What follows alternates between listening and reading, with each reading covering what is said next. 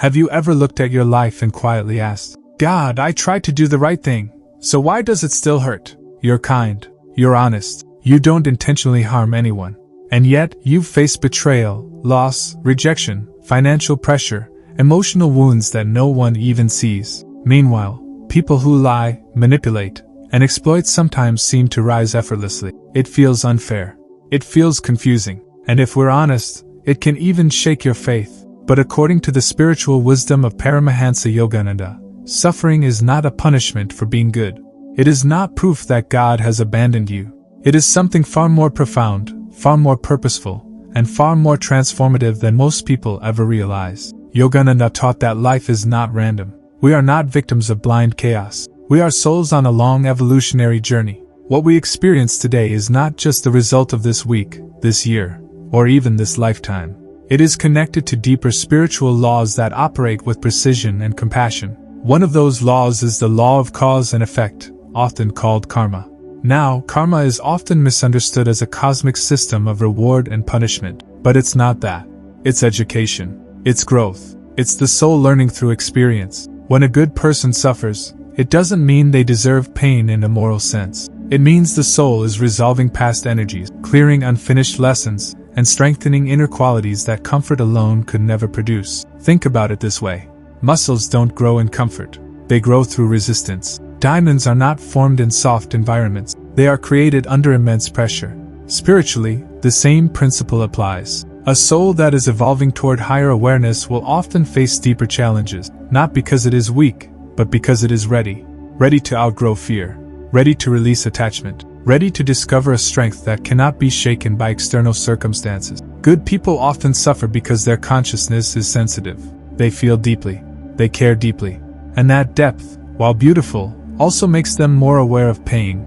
But that same depth is what allows them to awaken spiritually. Another reason good people suffer is attachment. Yogananda explained that suffering does not come from events themselves. It comes from our attachment to how we think life should unfold. We become attached to relationships lasting forever, to careers remaining stable, to loved ones staying physically present, to our plans unfolding exactly as imagined. When reality shifts, the mind resists. That resistance creates pain. It's not the change itself that breaks us, it's the inner clinging. And the soul, through suffering, gently teaches us detachment, not cold indifference, but inner freedom. The kind of freedom where your peace is no longer hostage to circumstances. There is also a deeper purification happening when good people suffer. Pain has a strange ability to burn away illusions. When everything is comfortable, the ego thrives. We believe we are in control. We believe we are secure because of our job, our status, our relationships. But when suffering enters, those false foundations crack.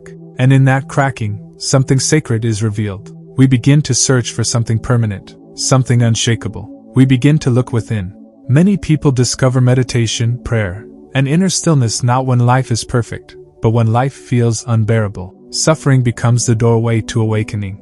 Yogananda often emphasized that God is more interested in our spiritual freedom than our temporary comfort. That can sound harsh at first, but think about a loving parent.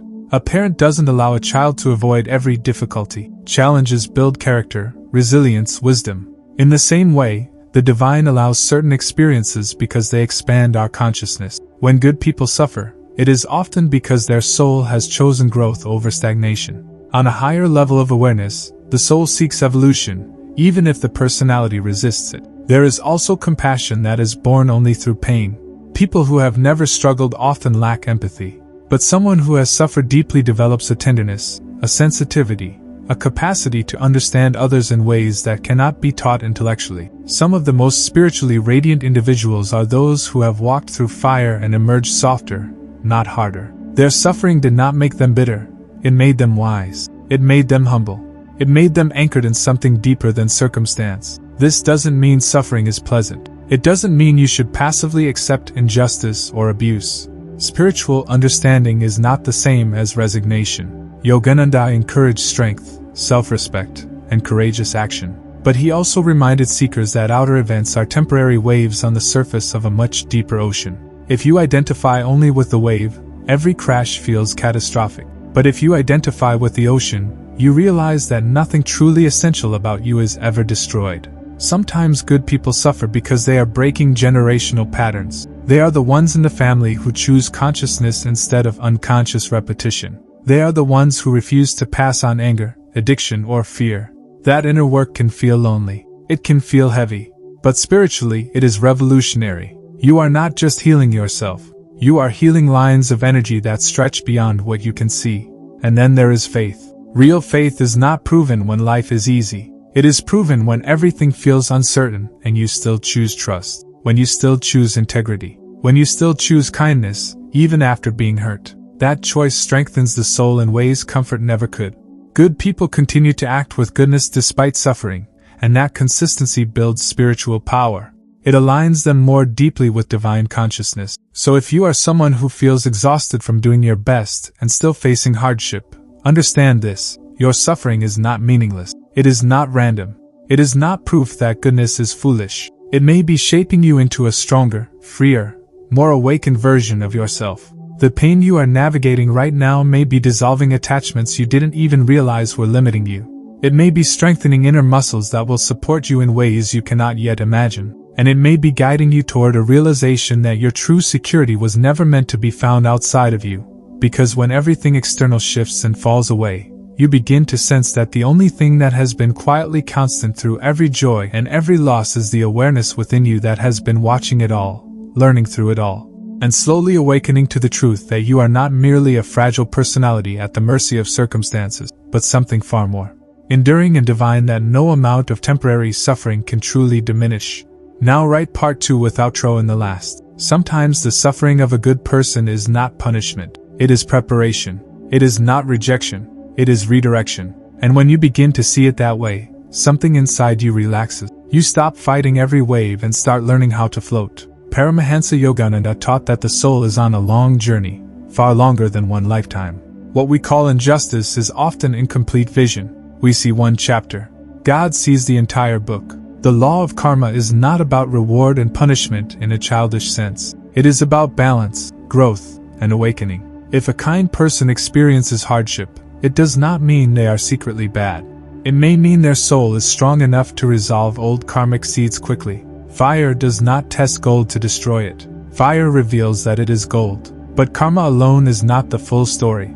There is also divine refinement. The deeper your capacity for love, the more life stretches you. Think about the people who have impacted humanity in the most powerful ways. They were not people who lived easy, comfortable lives. They were people who had their hearts broken open. Through loss, betrayal, illness, or rejection, their egos softened, their compassion expanded, their dependence on outer security weakened, and their dependence on the divine strengthened. Suffering often exposes the hidden attachments we did not know we had. We say we trust God, but we panic when our plans collapse. We say we love unconditionally, but we crumble when someone leaves. Pain shows us where we are still holding tightly to temporary things. And this is not to shame us, it is to free us. Because anything you can lose was never your true foundation. Yogananda emphasized inner communion with God as the only lasting security. When you meditate, when you pray deeply, when you sit in stillness and feel that quiet presence within, you begin to realize something powerful.